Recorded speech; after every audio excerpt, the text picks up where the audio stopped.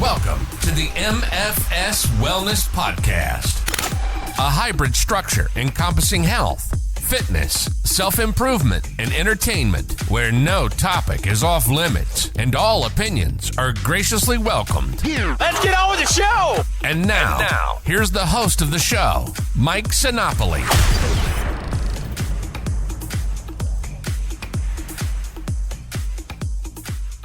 Welcome to the MFS Wellness Podcast. I am Mike Sinopoli, certified nutrition coach, consultant, counselor, call me whatever you would like.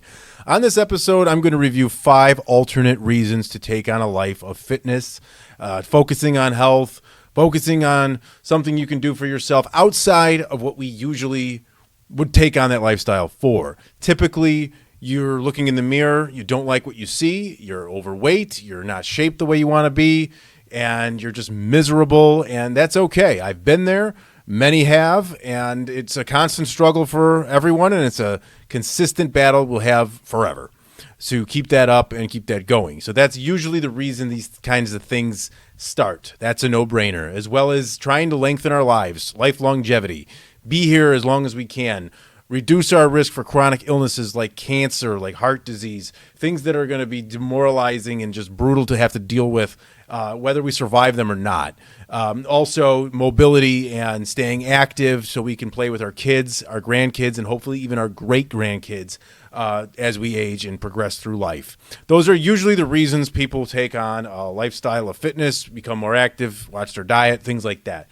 So I kind of came up with a few other ideas that might stimulate someone, that do for me, that, if those other reasons aren't doing it for you or became white noise because you constantly just kind of hear it and it doesn't really click any longer, these might help out to revive that passion for going for something for yourself, for doing something great for you. Now, I know that sounds like a bunch of jargon, but it's true. And these are some of them that I have taken on myself that keep me going.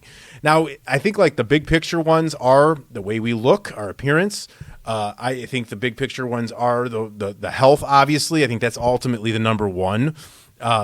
It's probably usually the one that's in the back of our mind that we maybe even take for granted a lot. And the mobility one, of course, like I said.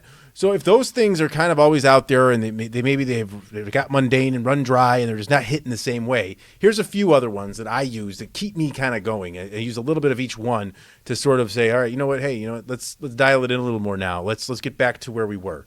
So the first one is control. Whether we like it or not, humans like to have control. We thrive when we have control. We feel good. A lot of things in our lives we don't have control. That's like one of the main drivers of stress, of paranoia, of anxiety, is loss of control or fear of loss of control. Nothing's 100%, but with health and fitness and anything of that in your diet, you have control. The only competition you have is you in the mirror. And if you're working and you're say you're in sales and you're trying to land an account, whatever that is, you don't have the full control of that because you can't make that decision. The client will have to make that decision for you. Same thing if you're going for a promotion, you don't have the final say on who's getting promoted. You can't promote yourself at work. A boss, a superior, someone else is going to have to make that decision, and you can lose out to somebody else. You don't have control of that. With your kids as a parent, you have control of them to an extent. And as they age and you lose more and more control of them as they become their own person. So you're not always in control of your kid and anyone else you might have to be responsible for. And there's so many different things like that in life. Like when you're driving, you're in control of your vehicle, but not everybody else's. So when you're doing health and fitness, it's one thing where you have the most control of anything I can think of. You can literally just be, just going and doing your own thing, and no one can stop you. No one can put food into your mouth. No one can tell you can't walk and do this and do that and go to the gym and you can set your schedule and get yourself there. It could be tricky. It could be difficult, but ultimately you have that control.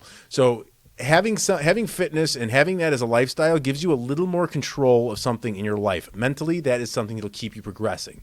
Next up would be importance. People want to feel important. It can sound like it's egotistical or narcissistic in a way, but it makes people feel good that they're valued, and it's a sign of self-respect that, hey, I'm important. I feel like I'm something. So as you kind of take this lifestyle on, people might, and they started to do that with me when I started to broadcast my progress on social media.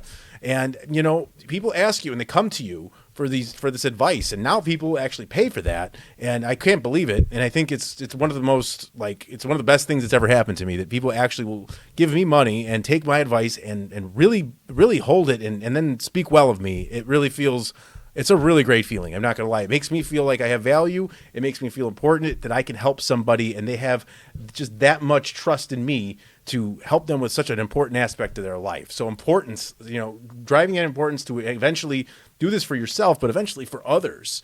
And another way to kind of build on that is the third one, is setting an example. So you set an example for the youth, directly your kids, obviously, to take on a healthy lifestyle, movement, running around, and all that, and just being active and showing them, leading by example, not even saying anything. If they see that subconsciously creates a habit within them, and they're going to go ahead and likely, potentially, be more willing to go ahead and do something for themselves as they get older and they see what they've seen. A lot of kids, as much as they want to rebel, they will also mock their parents. Well, not mock, but mimic, or whatever you want to call it. Do what they do. So setting an example for our kids is great. It's not something that they're going to really get anywhere else, to be honest with you, because social media can be fake. I don't know how they don't really push health and wellness and eating well in schools at all, really. I mean, there is a health class. They do give some good information, but ultimately they're not leading by example there either, because the food that's served in the schools is atrocious more often than not. So setting that example for your kids, or anybody else that's watching you, even if it's not kids, it's others, your neighbors, your friends, your peers, your siblings, whoever it is, even somebody older than you. You're setting an example, and you're going to influence somebody indirectly that way. And it also can be, just like the importance of one I was talking about, this can be just as important in a way, in an indirect way. Some people are afraid and they're a little timid to go ahead and ask for help, but they might be watching you from far away and seeing what you're doing, and indirectly you are helping those people. And maybe one day they're going to come to you and tell you that, hey, you know what? I saw what you were doing. I've been seeing your progress, been watching your videos, and I've been inspired, and I go ahead and do that. So setting an example is inspiring somebody, and that just feels just as good as, someone coming to you directly for that. Self-discovery is another big one. You'll learn a lot about yourself, your strengths, your weaknesses, what you can and can't do. And I don't want to say can't, but it's hard to do. And then overcoming that is even more impressive. When you finally get over these hurdles that you realize you've been resisting, you finally sit in that pit of resistance and you realize, holy shit, this is exactly what I need to change. And when you find that out, that self-discovery is not like anything else you can ever do. It's like it's almost like you've doubted yourself forever, and you finally turn that around. These are the types of things that just this will really keep you going. When you feel that sort of accomplishment, that you've gone ahead, and maybe it was, eating late at night, you just couldn't seem to kick it. And then, you work on it, you figure things out, you find out why you're doing it. Maybe you go to a therapy session, you take on a coach, a trainer, and you do it. Even if you need help, there's no shame in that. That's even better, because you had the will to ask for help. So self-discovery, I mean, you can go so deep with this one because everyone's so different, and everyone is just individual and their own struggles in their brains, with their own schedules, with their own lives, their own traumas. They kind of come all at once within fitness. You can kind of take all that and really use the first one I said, the control, and you can go ahead and do that. So use the control that I said in the first one to self-discover everything about you that you never knew. And that's where I am, and I've seen clients do that, and they just never believed they can do a certain thing, and it's just truly amazing. And it's all you too. Like when I tell clients, when I'm talking to them and we're working on something, I use we. I said, all right, we're doing this and that. But when they've accomplished it, I say, you did that. I didn't do it. You did it. I helped you. Sure. We talked and I was there, but you did it. I give them all the credit because they did something themselves. I can't make anyone do anything. That's the best part about this fitness thing is you do you, and you get all the reward and all the credit for yourself. And it's not selfish. That's just the way it is, and you deserve every single accolade for what you do, and it's amazing. And lastly, my favorite one is to go against the grain. I've talked about this on other podcasts. I put this out on social media. What I mean by going against the grain is if you just take a look at what society is here in the United States, particularly, We live a very sedentary, easy lifestyle here. No matter how much anyone wants to complain about it here, I understand that there's different reasons and money and all this other stuff and there's poverty here. I get it, but ultimately we're all just very spoiled here. And we sit, we stare, we scroll, we complain, we don't sleep well. We look at celebrities and politicians and all this other stuff and this crap that they're feeding us. They've normalized this sedentary lifestyle to sit and stare at a screen and then work, go get a fast lunch, work again, come home, order a pizza, sit around, go on Netflix, go to bed. I don't want anything to do with this. This is not healthy for people to do. This is not how humans are supposed to live. We need to take convenience and use it for our advantage, but not to destroy us. We cannot abuse technology. We cannot abuse our conveniences. I will never sit here and say, hey, we need to slow down on progressing with technology and conveniences. No, do it, but we need to balance it out and realize we're not robots. We are not machines. We are actually living beings that need to breathe the air. We need to move. We need to eat well. We need to put good things into our body. We need to avoid alcohol and drugs. And it's just glamorized. They glamorize alcohol. We sit around and, we sit for 3.5 hours and watch a football game and drink beer and nobody thinks anything of it. I was this for years. I sound crazy to people by just saying that this is wrong. Don't get me totally wrong. Here and there, it's fine. In excess. It's fine to sit down and watch a show on Netflix. It's fine to watch a football game, a basketball game, a baseball game. It's fine. I'm talking about the excess and giving into things because they are there. Like McDonald's is there. So the untrained mind is going to say, well, I'm going to McDonald's. They act like a victim. It's a victim mentality. McDonald's is there. So I'm going, and it's their fault that they're there, so I got to go do it. And once McDonald's is gone, then it's not my problem any longer. Well, McDonald's, no matter what you think, is not going anywhere, or any other fast food place in the United States is not going anywhere. So when you sit there and you see what people do daily and how it's kind of constructed, and I don't think it's conspiracy. It's just kind of how we evolved. We keep focusing and we use technology. We get smarter. We get more. We find convenience. That's all we want. We want convenience. I'm not against it. I love it. I think it's great. But we have more time. We should use the convenience to have more time to take care of ourselves. The problem here is that no one's going to take care of you for you. You need to do it yourself. There is no celebrity. There's no athlete. There's certainly no politician. I don't care what wing of the spectrum you're looking at is going to give a shit about your health. No one's out to kill you. I don't believe that. I don't believe anyone wants anybody dead. I believe that they will certainly sacrifice your health and well-being in the long run to make a profit. That is for sure. Food corporations, government agencies, whoever it is. That is the ultimate goal. So I like to go against the grain. That is another great way. It's a little egotistical, a little chip on your shoulder. Fuck you to this societal norm. I don't do it. I've been shamed before. I'm not eating your Jimmy John's. I don't care that you brought in pizza for lunch. I got my food. This is what I'm going to eat. You know what? It's another form of self-respect, just kind of I talked about with the importance aspect, self-respect. And that's what I really believe in. When it comes to going against the grain. You don't have to conform. It's okay to have, if you start getting weird looks and people questioning you and thinking you're strange, you're on the right track. I know. You are on the right track because you're doing something different. You're not conforming. It's unbelievable. So, go against the grain and fuck these people on social media who are just faking everything. You just go for it. Do it yourself. So the review, control, importance, set an example, self-discovery, and going against the grain. Those are 5 other aspects of health and fitness that you want to take on in addition to looking good, feeling good, avoiding disease, and lengthening your life, and pushing your quality of life as well. Those are the top reasons to do this. And to me, that's just enough. That's plenty of reason. I don't even need these 5, to be honest with you, anymore. The other ones are fine. But these are just an addition. That's just how beneficial it is. And when it comes down to money, I mean, be realistic. Time and money, you only need maybe 5, 6, 7 hours tops in the gym, maybe even less.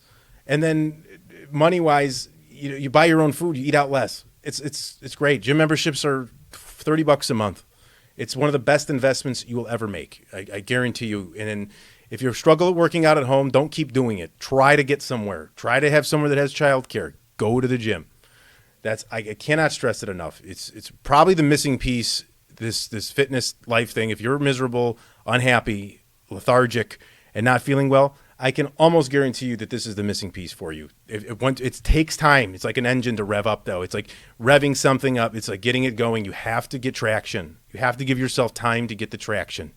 You can't just go from 0 to 60 on this stuff. It doesn't work that way. You got to commit to the long-term lifestyle the whole way. And, that is just something that it's been, for me, it took forever to get where I'm at right now. And I'm still working on it. Still am. So, and it doesn't matter. Every single piece of progress should be celebrated. Do not sell yourself short. Don't say, oh, it was just a pound. Oh, I only did a mile today. Fuck it. Every single one is good. Everything. There's just no room for negativity in this shit. None of it. Negativity can stay on social media with these people who eat each other alive over political bullshit. These people who are yelling about who's got filters on what, these TikToks and these reels and all this crap that's just letting people mindlessly just blob out and just stare into their phone. It needs to end. It needs to be minimized. It doesn't need to go away. It needs to just be minimized. I said end, but let's just say regulated. Regulate yourself. No one's going to regulate your intake of social media and scrolling. We spend a lot of time looking at that thing. I sure do. That's my next step. I'm reducing this kind of stuff. I like social media because I get an outlet to voice these kinds of things. So I don't think it's bad. I think it's excessive, especially for where I am too. So that's the overview there. A little bit of a quick rant episode, somewhat. Not so much of a rant. Just trying to get that inspiration out there. You just let it click one day, and you want to jump on here and just start saying shit. So that's what I'm doing. And those are my other alternate reasons to take on a lifestyle of health and fitness. So if you want to come up with some other reasons, discuss these with me. If you have other reasons, I'll compile a giant list. I think it's endless, personally, because everyone's got their own. It doesn't matter. It's an individualized one. You don't even have to listen to mine. You can make up your own. Fuck it. There's no rules. That's the thing. When I go back to it, it's you against you, the control. You have the control. You make the rules for you. That's it. So anyways, I'm on social media, Instagram, Facebook, LinkedIn, and Twitter, at MFS Wellness. I have old school email, mike@mfswellness.com. Per usual, I want to thank everyone who listens to this podcast, who hears me talk and rant, and your feedback. I can't tell you how good it feels when someone messages me, even just comments on something I've said on the podcast. And it's just like, oh, they listened. I can't, that is unbelievable. And I appreciate the hell out of it. So thank you for that. And I will be back probably soon with another episode. I'm hoping to have a guest next week. Starting to get into the personal training side of things. So I do have a trainer on deck when we can do it. We're going to talk about everything and getting involved into becoming a personal trainer. So we have that to look forward to. Hoping for next week. If not, we'll have something else either way. So everyone, if you celebrate, today is Good Friday. So Sunday would be Easter. Have a happy Easter if you celebrate it. Otherwise, we will talk to you on the next episode. Thank you.